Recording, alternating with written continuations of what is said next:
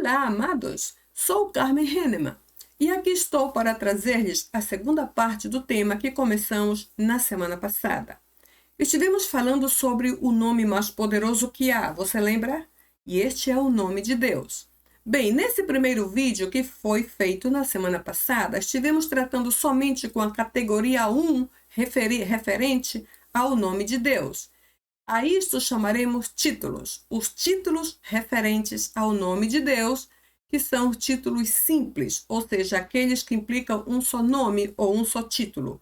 Hoje, na segunda parte ou segunda categoria, estaremos estudando os títulos compostos, que também se referem ao nome de Deus.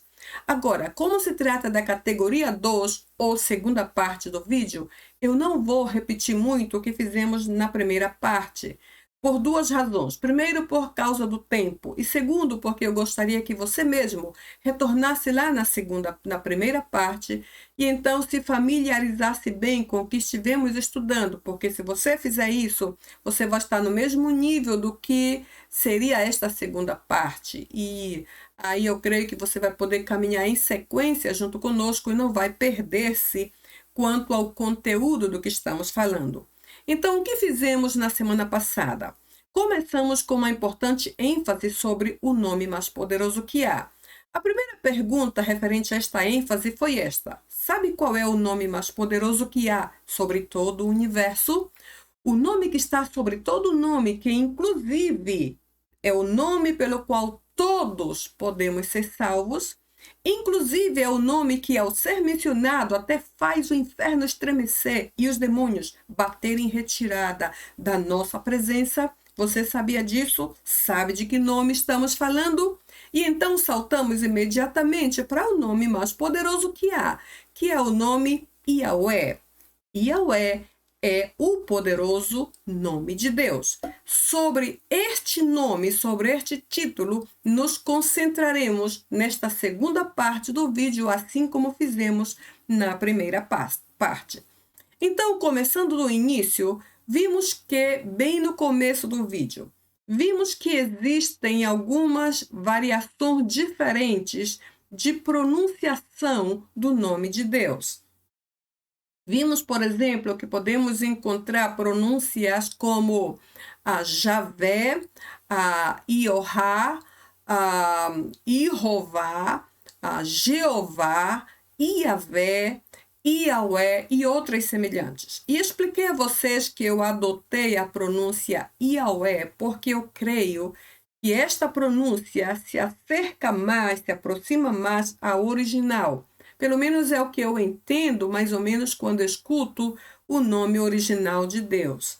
Agora, também abri um parênteses explicando que não há nenhum problema em adotar uma pronúncia que mais se adeque à tua compreensão auditiva, assim como eu fiz, desde que não afetemos, não ofendamos o nome, realmente o nome real de Deus.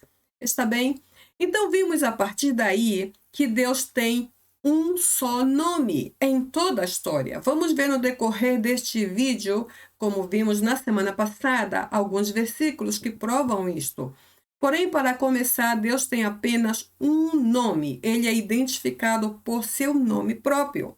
Vimos também que o nome de Deus, Yahweh, é representado pelo tetragrama hebraico, que vimos aqui, por um lado, vimos a representação transliterada através dessas letrinhas latinas, porque são letras que reconhecemos do nosso próprio idioma, como também através do número de letras do nome original.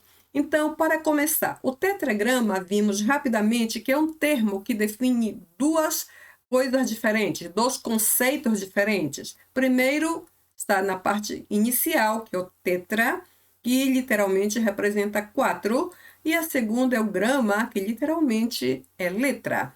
Então, se vimos todo o conceito juntos, estamos lendo 4 letras, certo? E este conceito combina totalmente com o número de letras latinas que vimos aqui na representação transliterada. A transliteração, eu expliquei a vocês no vídeo passado, que é escrever como se escuta ou escrever como se entende. Ou seja, de repente, o que eu entendo não é exatamente o original, mas de acordo com a minha capacidade de compreensão, eu posso transliterar através de palavras ou simplesmente de letras, como vejo aqui, para ajudar-me a mim mesma a entender pelo menos um pouco de como se pronuncia o nome de Deus. Então, o tetragrama, que representa 4 letras, combina totalmente com as 4 letras, ou seja, com o número 4 de letras latinas que vejo na transliteração aqui, e também o número de letras que vejo no original. Quais são as letras que fazem parte do nome original de Deus? São essas: Iod, Re, Val e Re, lendo sempre da direita para a esquerda, porque assim se lê o hebraico da direita para a esquerda ou de trás para diante, como a gente fala em português, certo? Vimos também que o nome Yahweh, o nome de Deus, é traduzido na Bíblia em português como Senhor. E Senhor é um nome, um título bastante importante e usamos com muita frequência, certo? Usamos quando pregamos, quando ensinamos, quando aconselhamos, quando oramos, principalmente, fazemos tudo em nome do Senhor, em nome do Senhor Jesus. Essa é a forma correta e é o nome que está bem presente ali. E, ademais, é o nome mais usado no Antigo Testamento. Claro que sim, porque como Yahweh veio do hebraico do Antigo Testamento, então o nome Senhor, que é a tradução em português, é o mais usado no Antigo Testamento também. Em seguida, vimos que é uma questão particular com relação ao número de letras e os tipos de letras usados para se escrever o nome de Deus, Yahweh. Vimos então que o seu nome no original é escrito somente com 4 consoantes, e a pergunta é por quê? Então vimos que há 2 possíveis respostas. Primeiro, para que a pronúncia não fosse fácil. Mas como é isso? Não seria, na verdade, o contrário, que se deve facilitar para se pronunciar o nome de Deus? Bem, para os judeus, para a cultura judaica, não foi bem assim. Na verdade, o nome de Deus é tão santo, tão perfeito, tão excelente, tão justo, tão mais alto que todos os demais, que deve ser reverenciado sobremaneira. Então, a cultura judaica também decidiu substituir este nome por um outro que já vimos na vez passada, que foi Adonai. Para quê? Para evitar a sua vã repetição. Então, a primeira alternativa de resposta aqui é que para que não fosse fácil pronunciá-lo. Porque às vezes nós caímos naquele erro de pronunciar ou de mencionar o nome de Deus de qualquer forma, inclusive quando estamos aborrecidos, de mau humor, com raiva, quando estamos assim amargos por alguma razão, de alguma forma, pronunciamos o seu nome como qualquer outro nome. E sabe, irmãos, não é qualquer outro nome. Esse é o nome mais poderoso que há. É o nome que, quando manifestado, literalmente faz o inferno estremecer, como diz a Bíblia, e faz os demônios estremecerem e desaparecerem completamente, porque há muitíssimo poder no nome de Deus. Não podemos tomá-lo em vão. Assim como lemos aqui em Deuteronômio 5 e Êxodo 20, também falamos sobre isso na semana passada. O Senhor diz: não tomarás o nome do Senhor teu Deus em vão, porque o Senhor não terá por inocente aquele que tomar o seu nome em vão. Então, esse mandamento aqui nos mostra 2 coisas importantes. Primeiro, isso é uma ordem. Não o tomarás em vão. É uma ordem. E uma ordem de Deus jamais deve ser desobedecida, não é assim? Porque se o fazemos, então devemos preparar-nos para a consequência da nossa própria desobediência. Segundo, vimos que o tomar seu nome em vão nos traz consequências, já nos mostra inclusive a consequência, que é não tomá-lo em vão. Tomando em vão, não devemos tomá-lo em vão, porque então não seremos tomados ou vistos como inocentes. Ou seja, uma vez que já fomos informados, já não somos inocentes, já não podemos dizer eu não sabia, eu não imaginava, eu nunca escutei isso, já não existe essa possibilidade. Por isso, não seremos inocentes diante desse tipo de falha. Ou seja, tomar seu nome em vão é simplesmente uma grande ofensa contra Deus, porque constitui em desobediência aquilo que Ele nos pediu ou nos mandou evitar fazer. Bem, então essa é uma primeira resposta, uma possível primeira resposta a esta pergunta, porque seu nome é escrito somente com 4 consoantes. Primeiro, para que não o pronunciemos em vão, e então, aqui a primeira alternativa é torná-lo difícil de ser pronunciado. A segunda é diferenciá-la do nome de Baal. Baal foi conhecido como um deus cananeu na antiguidade. Foi um deus adorado, venerado, seguido, obedecido, enfim. No entanto, como não faz parte do nosso contexto atual de vida espiritual, porque nós só temos um Deus e somente a Ele seguimos, servimos e obedecemos, bom, isso aqui não tem muito a ver conosco nesse momento. Porém, quando as escrituras estavam sendo ainda estabelecidas e definidas neste aspecto, foi necessário decidir que tipo de diferença se faria, porque naquela época haviam aqueles que estavam bastante desinformados, bastante ignorantes ou bastante desligados das verdades escritas de Deus. Então foi necessário fazer alguma diferença gramatical para que vissem que esse aqui se refere a Baal, mas este aqui ao nome do único Deus verdadeiro. É apenas uma diferença gramatical útil para a nossa época. Isso é apenas uma pergunta que tratamos de responder. Bem, também vimos que no Novo Testamento o nome de Deus aparece desta forma. O nome de Deus, que no hebraico é Yahweh, em grego, principalmente o grego koiné do Antigo Testamento, se lê como Theos. E literalmente, precedido deste artigo masculino singular, que lemos como Ro, e que traduzido é O. Então, literalmente, Ro Theos, traduzido o Deus. Assim aparece no Novo Testamento, traduzido como Deus literalmente. Porém, eu quero explicar nessa parte gramatical 2 coisas bem importantes. Primeiro, é que o nome Theos, a palavra Theos, gramaticalmente falando de gramática, certo? É apenas um título. Um título como Senhor, por exemplo. Um título como governador ou governadora. Ou qualquer pessoa pode receber o título que indica uma posição específica. Bom, de acordo com a gramática, Deus é também um título. E vamos ver como explicar isso.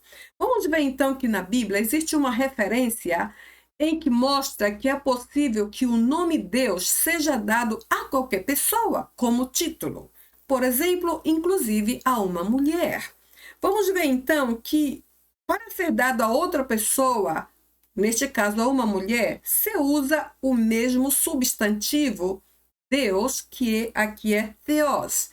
Porém, antes do Theos, que é Deus, se deve ou se escreve esse artigo feminino singular, que literalmente é a, antes de Deus, ficando então Re Theos, literalmente a deusa. Isso já vimos na vez passada, certo?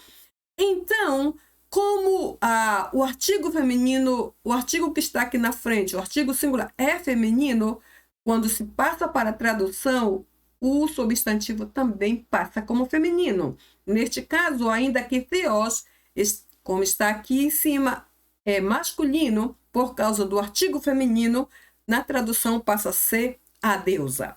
E vimos então que uma referência sobre isso está em Atos 19:37, quando, por exemplo, aqui em Éfeso, o povo, as pessoas daquela cidade adoravam a deusa Diana, que era a deusa deles. Bem, eu não vou contar toda a história outra vez, porque já contei na primeira parte do vídeo. Porém, no meio de toda uma confusão, um escrivão da cidade, que não é conhecido por nome, mas que era uma espécie de autoridade na cidade, se levantou para acalmar a confusão das pessoas que se rebelavam, se revoltavam contra as pregações de Paulo e dos outros ministros do Evangelho, que pregavam por aí dizendo que Deus é o único Deus. Eles não gostaram nem um pouco dessa mensagem, porque achavam que Paulo e os outros pregadores estavam ofendendo a deusa Diana, uma vez que diziam que Deus é o único Deus. Então esse escrivão se levantou e disse: calmem aí, eles não são sacrílegos, eles não estão ofendendo a nossa deusa. Então eu trouxe só a parte que interessa aqui. Tem Theon Remon, é literalmente a deusa nossa. Ou, organizando melhor a sintaxe, a nossa deusa, ou seja, referindo a Diana. Lá no versículo 27, que é antes desse 37, logicamente, no mesmo livro e capítulo, vemos que a deusa Diana é mencionada outra vez, porém, a deusa aqui, ou o Theos, já está em termos femininos, e o artículo feminino continua aqui adiante, mas agora vem acompanhado com uma qualidade que é grande, megalês. Então, aqui na segunda parte, versículo 27, lemos Tes, megalês, Theas, que é literalmente a grande deusa. Ambos versos referem-se a Diana e ambos estão no mesmo livro, com diferentes versículos. Ou seja, eu menciono isso aqui só para dizer que Deus, neste caso, gramaticalmente falando, é apenas um título que pode ser dado, inclusive, a uma mulher, que não é verdadeira Deus e já sabemos disso. Vimos também que 1 Coríntios, a primeira carta aos Coríntios 8:5, vimos que o nome Deus, ou Theos, também pode ser dado a um grupo de pessoas, ou seja, outra vez é apenas um título que pode ser dado a uma mulher e também a outras pessoas, incluindo a um grupo. Vimos aqui que nesta referência, 1 Coríntios 8:5, lemos: porque ainda que há também alguns que se chamem deuses, quer no céu ou sobre a terra, como há muitos deuses e muitos senhores. Isso é o que diz o versículo em português. Vamos ver então o que diz em grego. Antes de passar o grego, você vai ver que aqui no texto em português vimos que há a palavra deuses 2 vezes, certo? Na primeira parte e na segunda parte do texto. E na última parte vimos senhores, que é um termo que também se aplica a Deus, Senhor. Vimos que o mesmo versículo se traduz ao grego, ou seja, do grego se traduziu ao português. Vamos ver o que diz o grego. O grego diz assim: Aigar eipe eisin legomenoi theoi eite en urano eitei piges hosper eisin theoi poloi kai kyrioi poloi. Eu não vou explicar todo o texto outra vez porque toma bastante tempo, mas somente vou indicar que aqui essa palavra deuses, que está na primeira parte do texto, aparece aqui em grego literalmente theoi, porque em grego o plural termina em oi. Aqui na parte de cima está em singular, theos está em singular, em theoi em plural. Assim é a terminação do plural em grego. Então vemos que theoi concorda plenamente com esta primeira parte que vimos aqui em português, deuses, e ademais esse mesmo deuses aparece outra vez aqui na segunda parte do texto, em grego. Deuses em português, theoi em grego. 2 vezes em português e 2 vezes em grego, porque se refere ao mesmo texto. Inclusive aqui ao final, senhores é a última palavra, bem aqui em grego, kyrioi, que também é senhores. Então, literalmente, seria e, porque, eipe, ainda que, sim, o verbo ser ou estar, sejam legomenóis chamados theoi deuses. Aqui, tanto, tanto em Urano, no céu, eite, epiges, como na terra. Hosper, isso aqui é uma espécie de comparação, assim como sim, estão sendo aí volta, que outra vez, legomenos chamados theoi, deuses, muitos, poloi, muitos, são chamados theoi, deuses, e poloi, muitos, legomenos são chamados kyrioi, senhores. Então, eu não vou gastar mais tempo aqui, porque já vimos na primeira parte, porém eu só quero reenfatizar que as 2 palavras deuses aqui do versículo em português se repetem em grego, referindo-se à mesma palavra. Só nessa segunda parte da minha explicação gramatical, eu expliquei na primeira parte do vídeo que é possível que o nome Theos, que na verdade gramaticalmente é um título, se pode dar a uma mulher, como também se pode dar a um grupo de pessoas.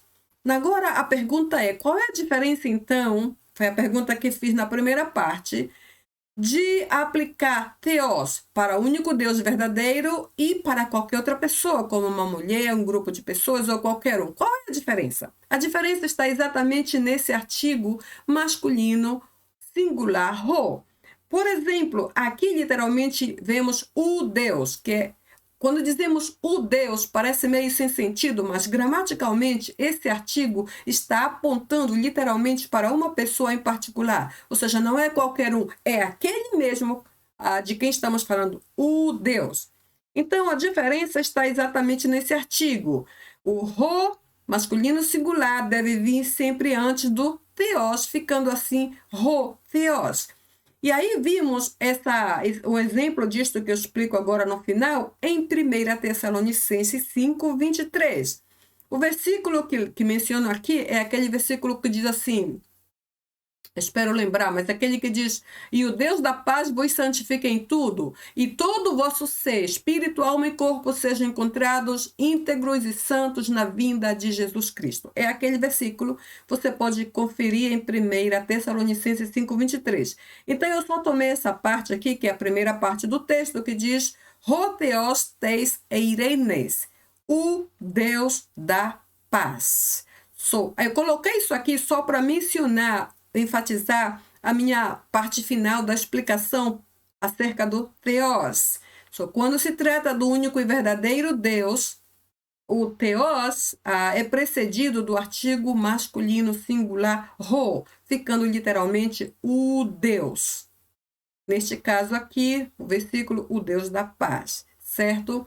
Então, você vê que quando se trata de uma mulher, o Re é o que vem antes, feminino singular, e aqui outra forma acusativa, inclusive o acusativo é um caso que usamos em grego que enfatiza a pessoa de quem se está falando. Por isso, theon é diferente de theos. Theos é o nominativo que enfatiza o sujeito da oração, por isso termina diferente do theon.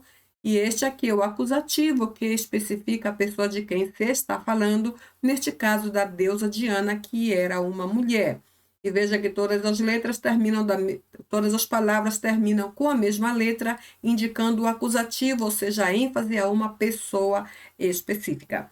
Então, vemos aqui que o que menciono sobre Deus está aqui, podemos encontrar em 1 Tessalonicenses 5, 23, como eu explico melhor e de forma mais completa na primeira parte do vídeo. Vemos também que em João 1, versículo 1, o verso que diz: no princípio era o verbo, e o verbo estava com Deus, e o verbo era Deus, também traz a mesma característica. E o verbo estava com Deus, e o verbo era Ho Theos, era o Deus, ou seja, especificamente, e não um Deus de forma indefinida, como dizem alguns erradamente. Para concluir, Deus, neste caso aqui, gramaticalmente falando, apenas um título que pode ser aplicado a uma mulher, pode ser aplicado a um grupo de pessoas, todos deuses falsos, certamente, porém, quando se trata do único Deus verdadeiro, é precedido desse artigo masculino singular, Ho, que literalmente se traduz como o. Ho Theos, um Deus. Agora vamos ver nos seguintes versículos que verdadeiramente Deus tem um só nome. Por exemplo, livro de João, o Evangelho de João, capítulo 17, lemos: eu manifestei o teu nome aos homens. Versículo 11, guarda-os em teu nome. Versículo 12, eu os guardei em teu nome. Versículo 26, eu lhes dei a conhecer o teu nome. Atos 2, 21, e todo aquele que invocar o nome do Senhor será salvo. Em capítulo 15, verso 14. Simão relatou como Deus visitou os gentios pela primeira vez para tomar deles um povo para o seu nome. Porque eu mencionei esses versículos aqui só para mencionar que a ideia de um só nome está presente em cada um desses versículos, todos em singular. Teu nome, teu nome, teu nome, o teu nome, o teu nome e o seu nome. Todos em singular, e eu não encontrei nenhum versículo em toda a Bíblia que mencione nomes. Ou seja, Deus tem mais de um, e vamos ver agora como entender. Expliquei na primeira parte do vídeo que como ele tem um só nome, então todos os demais são títulos referentes ao mesmo nome. Mas esses versículos é só para mencionar que Deus tem verdadeiramente um só nome, como foi mencionado desde a primeira parte do vídeo, com o nome Yahweh. Vemos também que no grego o nome dele, já vimos, aparece como Roteos. Porém, eu tomei um versículo do Antigo Testamento que está no hebraico, Isaías 42:8, e em português diz assim: Eu sou o Senhor, este é o meu nome. Outra vez em singular, certo? E a outro não darei a minha glória, nem o meu louvor às esculturas. Em grego, vimos o mesmo texto. Eu não vou outra vez falar de todo o texto, porque, aliás, é bastante grande aqui e eu não quero repetir o que eu já falei na primeira parte, apesar de que tenho uma grande tendência de repetir tanto. No entanto, eu não gostaria de fazer isso para não cansar demasiado. Somente a primeira parte que diz: Ego Kyrios Hotheos tutomu extinto onoma. Tem doxas mu ereso. Aí eu vou parar aqui nesta parte, porque a segunda parte já me faria falar outras coisas mais, e como eu gosto muito dos detalhes, então eu tenho uma tendência de repetir. Por isso, vamos parar bem aqui nessa parte que está marcada.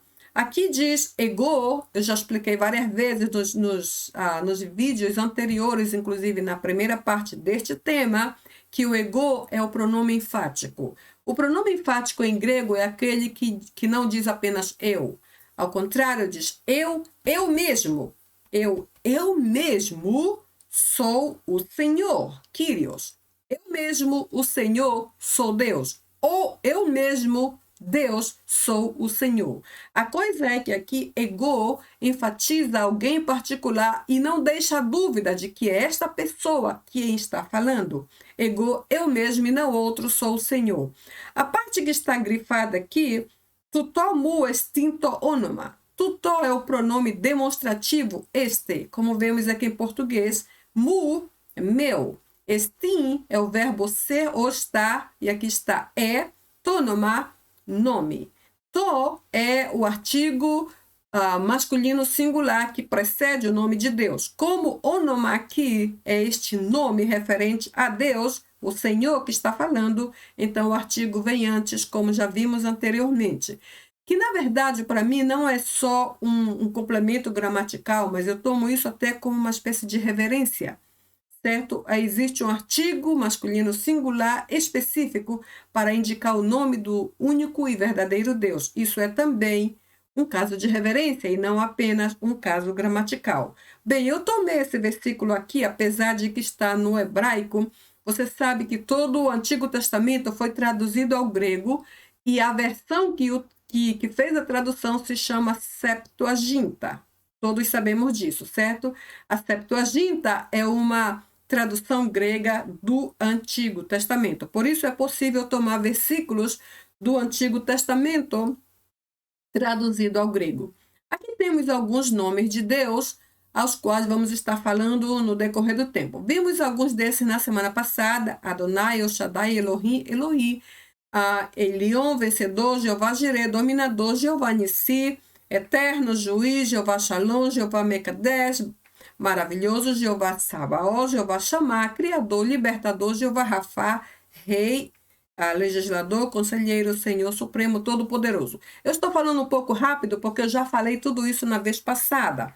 Então, eu quero mais saltar para o que é, na verdade, a ênfase de hoje. Então, vemos aí, se Deus tem um só nome, então, o que pensaríamos dos outros nomes de Deus? A isto chamaremos títulos, como já vimos fazendo desde a semana passada. Então, segundo algumas informações que eu estive estudando, encontrei que Deus tem mais de 200 títulos referentes a Ele. E, honestamente, eu creio que Ele tem muito mais que 200. Muito mais que 200, porque, primeiro, Deus é incontável, ou seja, é incalculável ao número das suas qualidades ou atributos. Por isso, eu creio que tem muito mais que isso. Vamos tomar literalmente a informação que eu encontrei e crer que ele tem mais de 200 títulos referentes ao seu nome. Por quê? Não é isto uma simples exposição de nomes ou uma simples categoria de nomes? Não, não, não. Isso tem dois motivos importantes. Primeiro, revelar todas as facetas do seu perfeito caráter. Ou seja, podemos encontrar Deus como provedor, como sarador, como conselheiro, como pai, como guia, como protetor, como advogado, como cobertura, como salvador, como melhor amigo. Encontramos Deus em muitas diferentes facetas ou aspectos. E isso é uma coisa tremenda, irmãos, porque não nos dá chance de dizer, não, eu não tenho solução, eu não posso encontrar. Não é possível, porque se nós não podemos, temos um Deus que pode literalmente todas as coisas e que tem todo tipo de resposta e todo tipo de solução, a começar por observar todas essas inúmeras facetas do seu caráter. Em segundo, vimos que um outro propósito, porque tem tantos títulos referentes ao seu nome, é simplesmente mostrar todos os seus distintos propósitos para a humanidade. Deus ama o mundo, Deus ama a humanidade, não importa como estejamos, Ele nos ama. E por isso Ele fez planos, Ele estabeleceu propósitos.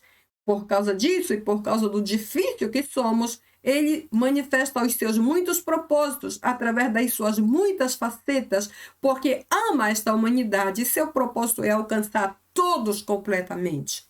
Então, por causa dos seus tremendos planos para com o mundo, para com a humanidade, Deus se manifesta em tantas diferentes formas. Essa seria a conclusão desse ponto. Então, veremos aqui que as duas categorias principais dos nomes ou dos títulos de Deus são essas. Primeiro, nomes simples, que são formados por um só nome ou um só título, como já vimos semana passada. E a segunda, nomes compostos, que são formados por dois nomes, e eu nunca encontrei outro com 3 nomes ou mais, mas 2 nomes, como são os nomes que vamos ver agora mesmo. Então, semana passada, estudamos a categoria de nomes simples, agora vamos à categoria de nomes compostos. A primeira coisa, então, ou o primeiro título que vamos ver é El Shaddai. El Shaddai, assim o pronunciamos, certo? El Shaddai realça o Deus onipotente, o Deus todo-poderoso, o Deus dominador. Veja que aqui começa o nosso assunto novo de hoje. El Shaddai é literalmente onipotente, todo-poderoso, dominador. Em outras palavras, não há outro que apresente essas mesmas poderosas qualidades como somente o nosso Deus. O encontramos em Gênesis 49, 24. Ademais, destaca ou realça o Deus do impossível. O Deus que tudo pode, para ele não existe isso de impossibilidade. Aquele que não está limitado à nossa limitação humana. Então, aqui temos uma grandiosíssima vantagem. Conhecemos o grande El Shaddai, que pode todas as coisas, a tempo e fora de tempo, as coisas grandes e ainda as maiores de todas, as coisas complicadas e também as difíceis. Ele pode fazer todas as coisas. E sabe, irmãos, porque servimos ao El Shaddai, não temos nenhuma escusa, nenhuma desculpa de dizer que não conseguiremos, que não chegaremos lá ou que não podemos tal coisa.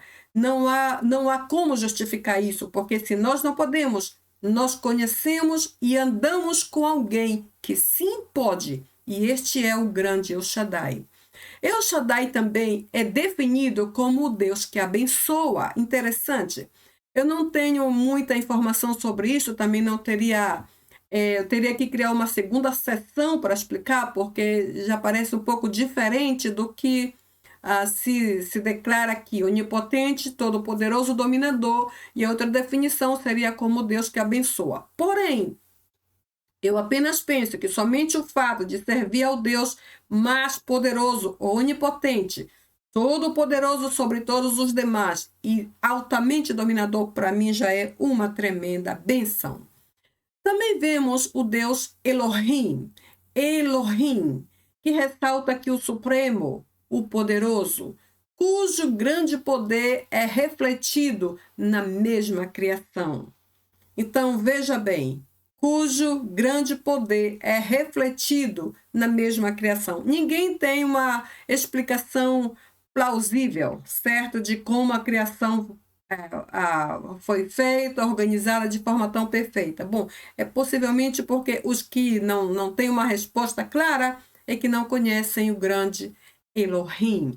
O encontramos em Deuteronômio 10, 17. E o nome Elohim aparece mais de 2.700 vezes no Antigo Testamento. É algo simplesmente tremendo, mostrando assim que o Deus Elohim, a quem servimos, é o mais alto de todos os deuses. É o mais alto de todos os senhores. É a mais alta de todas as autoridades que alguém possa alguma vez conhecer. Vimos também o Eu Roi. Eu Roi, o Deus que me vê. Esta palavra para mim é muito, muito assim pessoal. O Deus que me vê. O encontramos em Gênesis 16, 13. E aqui fala daquela escrava Agar, que era escrava de Sara e Abraão, e que uma vez foi desprezada por haver tido um filho ilegítimo com Abraão, enfim, toda aquela história que já conhecemos, e foi mandada embora. E ela foi em direção possivelmente ao deserto, e ali já quase esperando o momento da sua morte, porque estava totalmente abandonada aí com um filho, em sua angústia máxima, em sua total impossibilidade. Ela orou e disse: Tu és o Deus que me vê. E, irmãos, esta palavra é tão verdadeira, é tão genuína. E eu sei que eu não tenho que falar muito sobre isso, porque você mesmo já teve momentos, já passou por experiências em que te sentias totalmente anônimo, completamente invisível, totalmente insignificante, mais abaixo do que o mais baixo nível que alguém possa definir. E ali, naquele anonimato, naquela invisibilidade, imerso naquela insignificância, tu pudestes ter o privilégio de ter um encontro genuíno e pessoal com aquele único que verdadeiramente nos vê, quando ninguém mais nos percebe de nenhuma forma. Eu creio que o Eu Roi é especialista em casos muito, muito impossíveis e é digno da nossa total confiança. Vemos também aqui o Eu Olam, Deus eterno. O encontramos em Gênesis 21, 33. Ele é o perpétuo, para sempre, como lemos aqui. E aí eu repito um pouco as expressões: para sempre, para todo sempre e por toda a eternidade, de geração em geração, pelos séculos dos séculos. Ou seja, expressões que mostram a eternidade. El Olam, o Eu Olam é o Deus eterno, é aquele que não tem começo e jamais terá fim. Vimos também nesta segunda categoria o Ihová Rafá. Ihová Rafá, literalmente o Senhor que sara, Deus nosso sanador, o Deus nosso sarador, em Êxodo 15, 26. Vemos então que aqui seu poder de cura está relacionado não apenas às enfermidades visíveis, aquelas que podemos ver e mencionar nome por nome, mas ele também está relacionado, ele também alcança, ele também toca as enfermidades físicas, espirituais, emocionais, psicológicas, sociais e outras. Ou seja, geralmente, não geralmente, mas há uma certa quantidade de pessoas que pensam que Deus só se importa com as enfermidades físicas do nosso corpo, com as dores, com as alergias da pele, inflamações físicas, mas não é assim. Deus também está muito atento às nossas batalhas espirituais, aquelas que inclusive às vezes truncam um pouco a nossa fé, abatem nossos ânimos, querem roubar nossa alegria espiritual. Ele também se preocupa com o aspecto emocional, triste, frustrado, decepcionado, confuso, tudo isso afeta diretamente a nossa condição emocional, sem contar a nossa autoestima, que às vezes vai para baixo e com tudo. Deus se preocupa com tudo isso e cuida muito bem delas. E o estado psicológico, os traumas, os complexos, o medo, as dúvidas, a insegurança, a timidez e tudo isso que só representa obstáculo na nossa vida, Deus está disposto a sarar-nos dos nossos traumas. Ele está disposto a sarar-nos da nossa timidez, daquela timidez que não nos permite abrir a boca para ministrar sua palavra no nosso lugar de trabalho, na nossa escola e até mesmo para membros da nossa família. Não temos coragem de abrir a boca porque os traumas, as coisas que carregamos por dentro nos intimidam, nos apavoram, nos assustam e até nos convencem de que qualquer coisa que digamos não vai funcionar. Deus quer sarar-nos disso porque Ele quer usar-nos para a sua glória. E os aspectos sociais, relacionamento com pessoas da família, do trabalho, da escola, os vizinhos, os amigos. Deus quer sarar-nos porque seus olhos estão sobre cada aspecto distinto da nossa vida. E Deus quer que tenhamos áreas saudáveis, porque só assim verdadeiramente seremos felizes. Veremos também o Yehová Nissi. Yehová Nissi. Yehová Nissi é o Senhor é a minha bandeira. O encontramos em Êxodo 17:15. Como Senhor que levanta a sua bandeira em nosso favor, é Ele quem levanta também a nossa vitória, certo? Porque uma vez que levanta a sua bandeira, levanta em nosso favor a sua bandeira de vitória. Em nosso favor, como menciono aqui. Então, irmão, não há nada mais assim, positivo, mais estimulante do que pensar que estamos entrando numa batalha acompanhado do Yehová Nissi, que é literalmente a nossa bandeira, que está à nossa retaguarda. Assim como Moisés, assim como aconteceu com Moisés, que venceu a batalha contra os amalequitas em Refidim, é uma história que imagino que você conhece lá no Antigo Testamento, venceu os amalequitas em Refidim. Todos nós temos em algum momento um inimigo que derrotar, não é assim? Às vezes o nosso inimigo é simplesmente a carne, essa carne perversa que nos perturba e nos traz tanto problema. Às vezes é o mundo e as tentações à nossa volta, mas às vezes é somente uma luta espiritual. Uma vez que nos enganjamos na batalha da luz contra as trevas, do mal contra o bem, da perversão contra a santidade, em todos eles precisamos da ajuda deste Yehová Nissi, deste que pode levantar contra nós mesmos a sua bandeira de vitória. Irmãos, seria uma grande perda de tempo pensar que podemos ganhar alguma batalha sem a ajuda do nosso Deus. Então, nós apenas temos que colocar nossa causa em suas mãos e deixar que a sua bandeira de vitória se levante em nosso favor. Também vemos aqui o Yehová Mekadés. Existe como uma variante de duas pronúncias. Eu encontrei pelo menos duas variações. Uma é Jeová Mekadés e a outra é Yehová Kadash. Yehová Kadash. Bem, uma ou outra, vamos adotar a segunda. Yehová Kadash é o Senhor que santifica. Encontrado em Levíticos 20, verso 8. Assim que aqui eu coloquei dizendo, fomos redimidos, separados e santificados por nosso Yehová Kadash. Certo? Então, vamos ver que nenhum de nós poderia haver sido realmente santificado se Jesus não houvesse pago o preço por nós ali na cruz. Não é assim? Então, por causa do sangue de Cristo, todos fomos redimidos, separados e santificados por nosso grande Deus.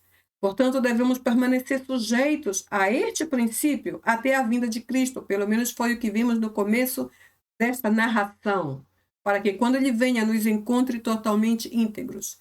Porque, irmãos, ser santos, aqui a santificação não é só um estado, não é algo momentâneo. A santificação, primeiro, é um chamado. Somos chamados a ser santos. O Senhor disse lá em 1 Pedro, sede santos porque eu sou santo. Nos chama a ser santos.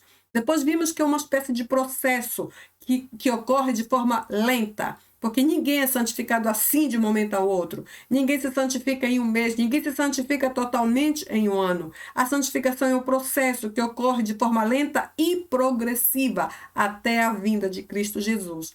Ademais, a santificação, creio eu, é um estilo. E eu creio até que é o estilo de vida de Deus. Por isso, devemos santificar-nos até a vinda de Cristo e continuar santificando-nos, porque isso vai agradar sobremaneira ao nosso Senhor, uma vez que é o estilo de vida de Deus. Vimos também aqui, o próximo aqui é Yehová Shalom. Yehová Shalom é literalmente a nossa paz, certo? Em Juízes 6, 24. Vimos aqui que esse aqui se relaciona com o nome do altar que Gideão construiu em Ofra, lembrando a mensagem de Deus de que a paz estaria sempre sobre ele, ou estaria sempre com ele. Interessante, ele deu a um altar o nome que vimos aqui, o nome da paz, declarando que a paz de Deus estaria sempre com ele. Então eu penso o seguinte, quantas lutas em nossas vidas passamos diariamente? Quantas batalhas e quantas grandes batalhas? Então, eu penso comigo mesma, sobre que classe de luta hoje precisamos declarar paz? Sobre que montanha hoje tu e eu necessitamos declarar paz? Sobre que vale necessitamos declarar paz? Para que então a nossa vitória brote como em plena luz. E nós e também os nossos inimigos vejam que não estamos só, que sim há um Deus Todo-Poderoso em nosso favor. Então, sobre quem? Sobre que situação tu hoje necessitas declarar paz? Vemos também Yehová Sidkeno. Yehová Sidkeno é a nossa justiça. Jeremias 33, verso 16. Esse título, esse nome, Yehová Sidkeno, aponta a Deus como o grande juiz, sem o qual não haveria justiça no mundo. Então, como grande juiz, temos mais que um defensor em nosso favor, não é assim? Eu lembro que uma vez eu escutei alguém dizer esta frase, disse assim, justificar é tornar um culpado inocente. E esta frase eu nunca mais esqueci, porque foi como se ajudasse a minha memória a remontar-se para aquele grande sacrifício de Cristo lá na cruz. Hoje, ele nos vê como pessoas redimidas, santificadas, restauradas e limpas e justificadas. Se este conceito justificar é tornar um culpado inocente, então ele também nos vê com olhos semelhantes, nos vê como inocentes, não por nunca haver cometido uma falha, não é esse o ponto, mas alguém que foi plenamente desculpado ou perdoado, justificado das coisas passadas, de tal maneira, irmãos, que podemos inclusive cometer as mesmas falhas pelas quais já fomos justificados, ou das quais já fomos justificados. Tal é o nível da inocência com que ele nos vê nesse momento. Por que isso tudo ocorre? Porque podemos, porque eu posso hoje pensar que o Senhor me vê como se eu fosse uma inocente.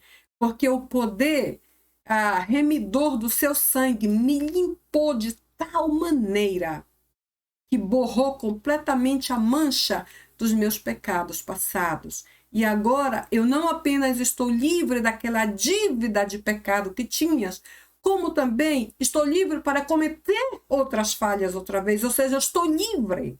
Depende de como vou usar o meu livre-arbítrio. Eu não estou dizendo que somos chamados a cometer erros, ou que esse é o nosso destino, ou que devemos cometê-los. Não é essa a mensagem.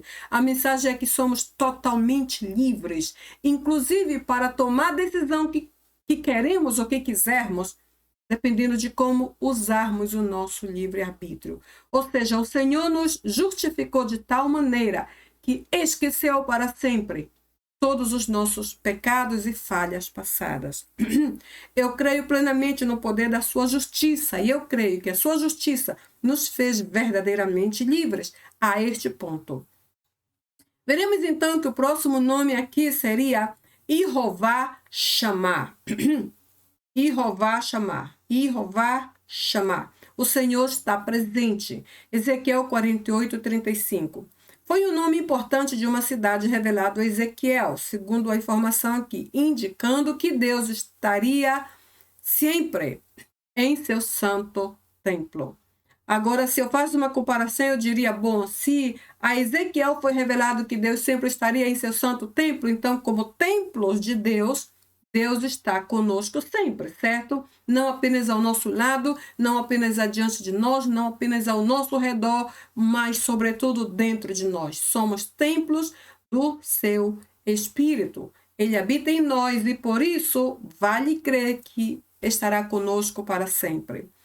Então vamos ver também que Jeová Shammah pode ser traduzido como o Senhor é meu companheiro. Uma vez que menciona de estar dentro de nós, pode ser traduzido assim. O Senhor é meu companheiro, podemos compará-lo, por exemplo, com Mateus 28:20, quando diz que ele sempre estaria conosco, como um companheiro.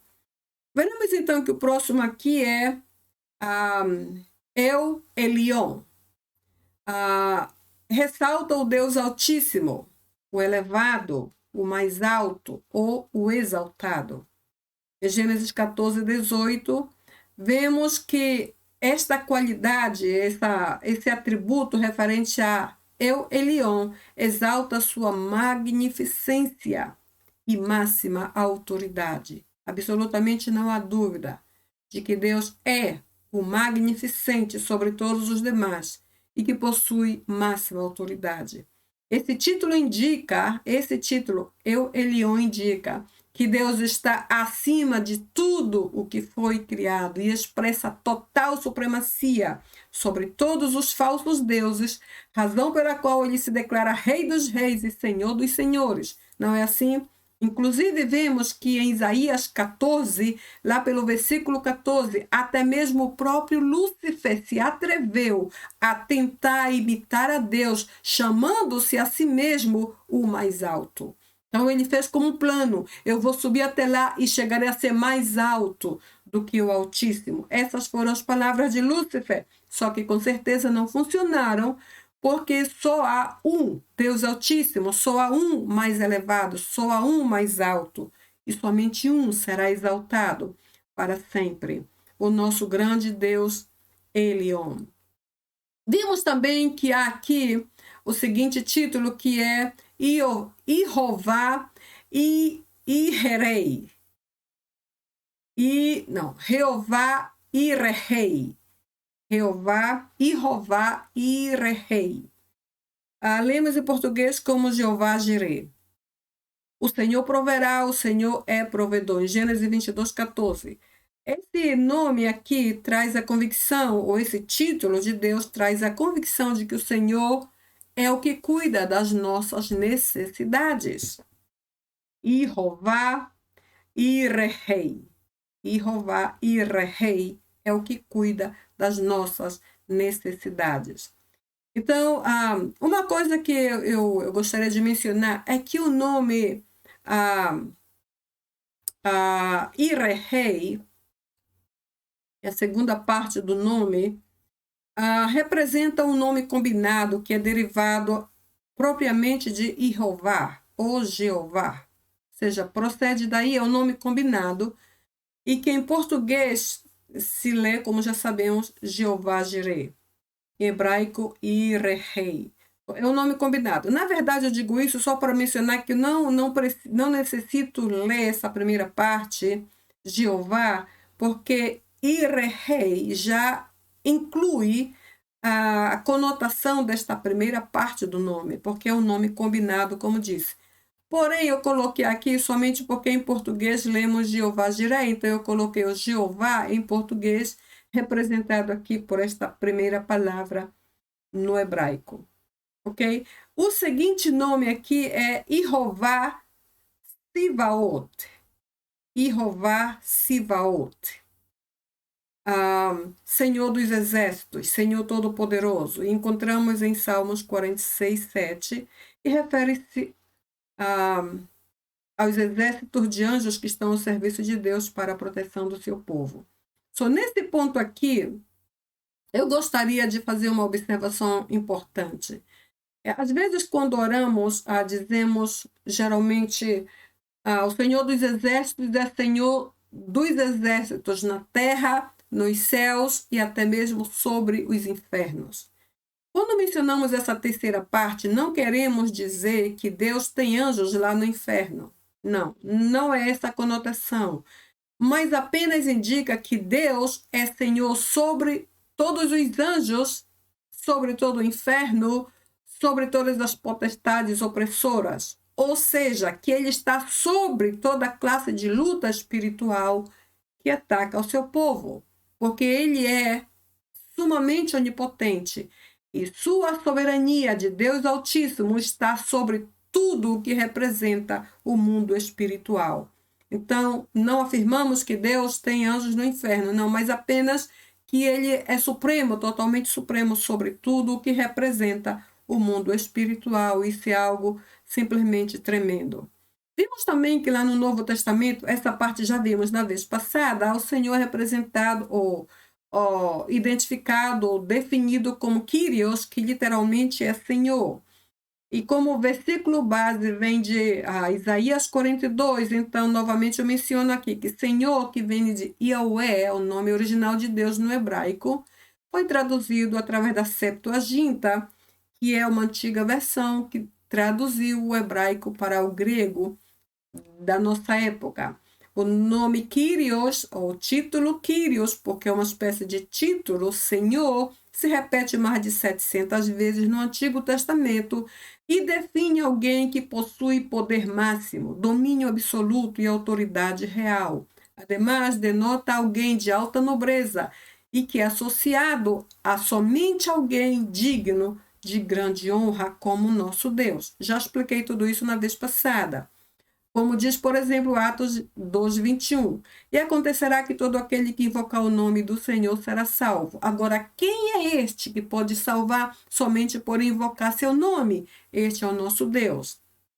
O mesmo versículo em grego disse: Kai estai pas hos an epikalesetai to onoma Kyrio sodzesetai.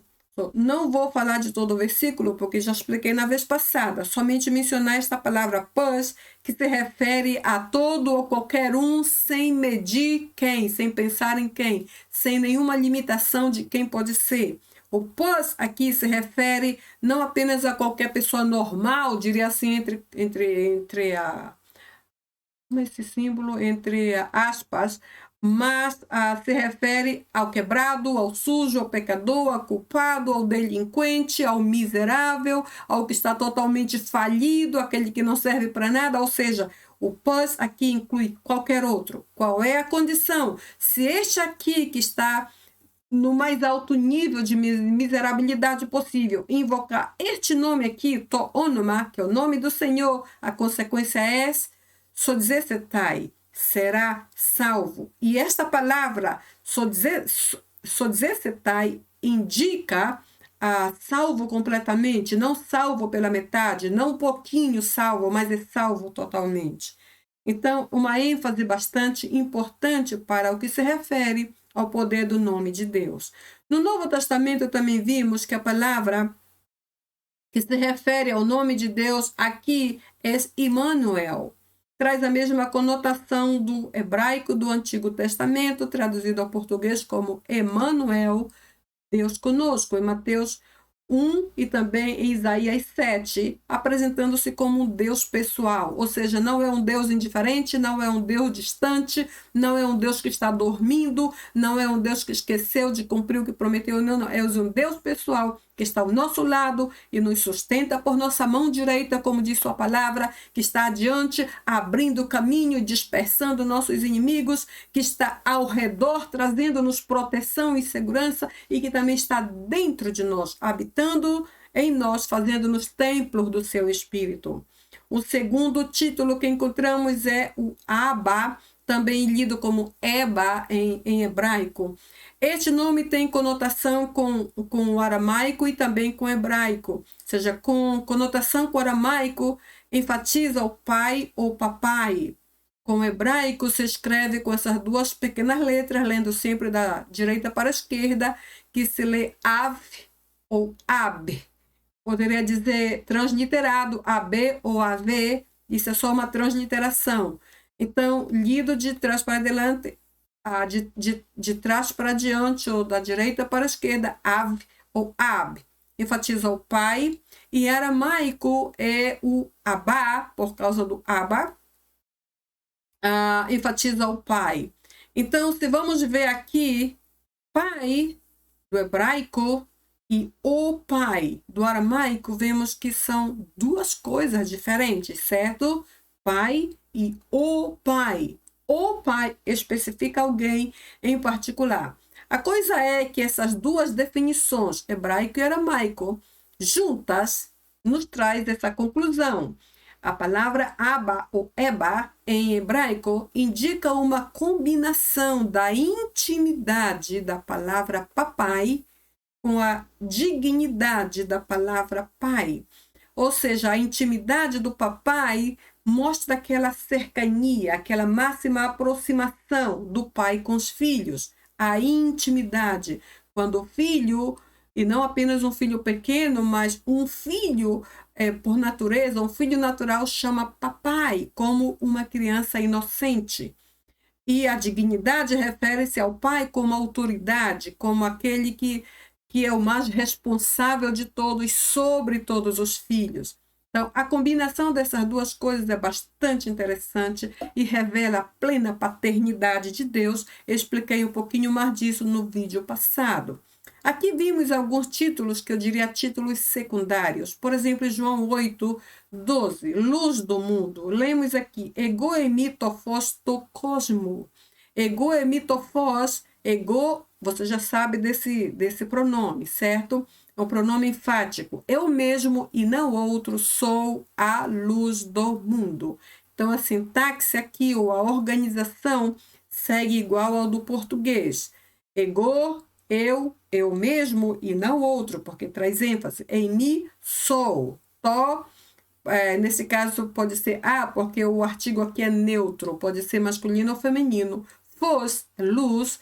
Tu é uma preposição do, de, não é do, e cosmo, mundo. Sou literalmente seguindo a mesma sintaxe do português. Ego emitofos to cosmo, eu sou a luz do mundo. Então, o nome luz do mundo, sabendo que quando a luz de Deus brilha, não há trevas que resista, não é assim? O segundo nome, Deus de paz, em Hebreus 13, 20. Rodé theos tes eirenes. Vou tomar só essa parte aqui, porque corresponde com esse. Theos tes eirenes, Deus de paz. E sabemos que essa paz de Deus não é como aquela paz que o mundo dá. Sua palavra menciona assim, não é assim? Então, a paz do mundo termina quando se acaba a festa. Porém, a paz de Deus permanece ainda que hajam imensas adversidades, tribulações, aflições, perdas e até a morte. A paz de Deus pode continuar guardando o nosso coração como árbitro, como a mesma palavra do Senhor disse. Aqui ainda em Hebreus 13, 20, vemos o grande pastor de ovelhas. Aqui vemos to poimena ton probaton ton megan. Lendo literalmente, se vamos seguir aqui a sintaxe do português, grande pastor de ovelhas, então começamos aqui pela parte final da linha em grego. Mega, grande. Grande, poemena, pastor. Tom, das, probatom, ovelhas.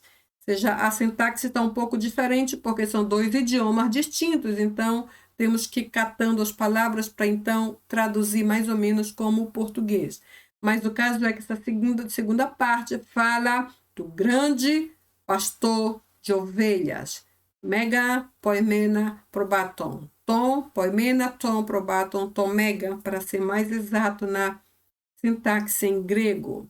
Vimos também em João 6,35 um novo título de Deus, que é o pão da vida. Ego eimi hoarton tes zoes. Ego, você já sabe o pronome enfático, certo? Eu mesmo e não outro. Em mim sou, verbo ser ou estar.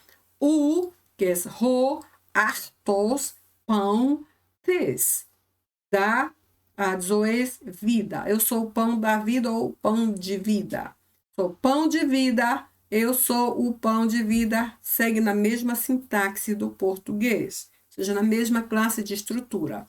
Então, eu terminei aquele vídeo passado fazendo esta importante pergunta. Depois de conhecer a eficácia do seu nome em todo o seu poder, majestade e autoridade em relação a todas as diferentes áreas da nossa vida, a pergunta é: em quem realmente confiamos nós? Ou em quem realmente nós confiamos? Depois de saber quão poderoso é o nome de Deus, quão eficaz, e que basta um simples mencionar para causar uma grande explosão espiritual e está totalmente livre de toda classe de opressão. Irmãos, em quem nós confiamos? Quando as lutas vêm, quando as batalhas nos apertam, quando as aflições nos exprimem, em quem confiamos? Existem pessoas que caem totalmente em depressão, outras até pensam em acabar com a própria vida, outras largam a família e desaparecem, outros fazem greves de fome. Em quem confiamos?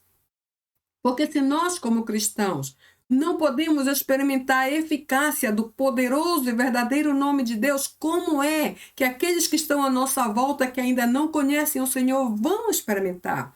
Lembremos que a Bíblia diz que devemos ter cuidado porque ao nosso redor existe um grande número de testemunhas, pessoas olhando para nós e vendo como é que vamos reagir diante das nossas grandes batalhas. Se a nossa atitude é recuar, fugir, nos esconder, desistir da vida ou atuar como covardes, então, que classe de confiança expressamos nós nesse nome? Todos passamos lutas, todos, sem exceção. Talvez alguns em uns aspectos, outros em outros, alguns sofrem mais, outros menos. Todos passamos lutas iguais e todos precisamos aprender a refugiar-nos nesse grande e poderoso nome. Esses 2 vídeos tiveram a intenção de trazer pelo menos um breve vislumbre do muito que nós podemos receber diretamente do poderoso nome de Deus. Porém, isso aqui não é uma mágica. Não funciona assim, pum, pressiona o botão e uma coisa acontece. Não, não, não. Precisamos crer.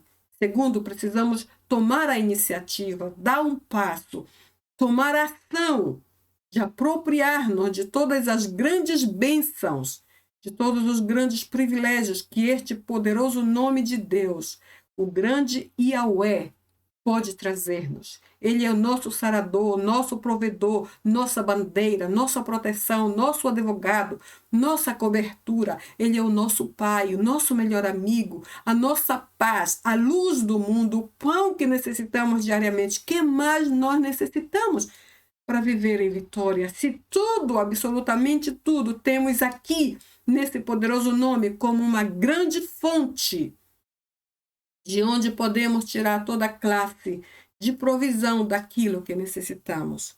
Então eu olho hoje para mim e me faço esta pergunta: em quem, Carmen, tu estás confiando?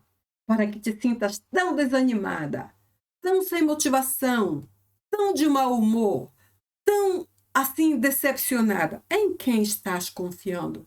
Porque enquanto os nossos olhos permanecerem neste Deus Todo-Poderoso, nossa atitude será levantar a cabeça e olhar para frente, porque esse Deus aqui é sinônimo de vida e pode dar-nos em abundância tudo o que nós ainda não temos. Espero que esta palavra tenha falado profundamente ao teu coração como falou comigo.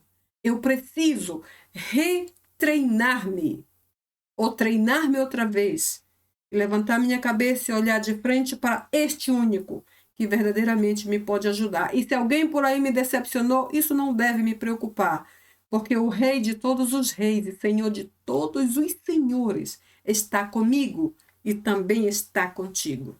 Amém? Então, se tu estás comigo até aqui, obrigada por acompanhar-nos nesse tempo de estudo da palavra do Senhor e por crer junto conosco no poder tremendo deste grande nome. Para mim é um privilégio estar contigo. Gostaria que, se possível, tu compartilhes esse vídeo, deixa-nos teu comentário, tuas perguntas, tuas adições no que queiras dizer. E espero ver-te então no próximo vídeo. Então, que Deus te abençoe muito. Amém? Ok.